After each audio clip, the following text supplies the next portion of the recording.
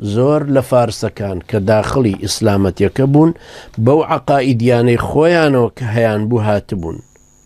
نەدەوی ڕەحمەتی خوا لێ بە شتێکی کەش ئیزافاکە کە زۆر جێی سەرنجە و واشە لەسەری ڕۆیشتون. ئەڵێ فارس لەبەرەوەی زینایان لەگەڵ محارمی خۆیان طەبیعی بوو.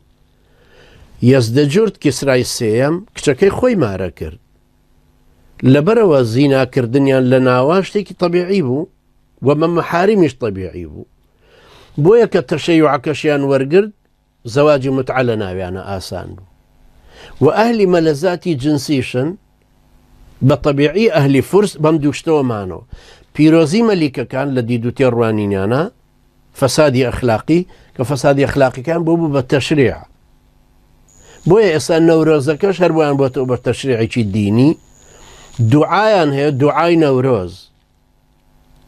خۆ دیارە دوعای نەورۆز داهێنراوی خۆیان. لەبەرەوە ئەبینی ئەوانەی کە لە فارسا هەبوون وردە وردە هەمووی هاتەوە ناو تەشەیوعەکە و قاڵبێکی تەشەیوع یا توێژێکی تەشەیعی بە دەورەوە بوو، بەڵام ناواخنەکەی ناوەڕۆکەکەی هەمووی بریتە لەو معتەقەداتانەی فورسی مەجووس. لەسەر ئەمە شەوەیە کە هەندێک کەس تەبەن پیانەوتن کە فارس ئەوانە مەجووسن و معتەقەداتی مەجووسیان هەیە.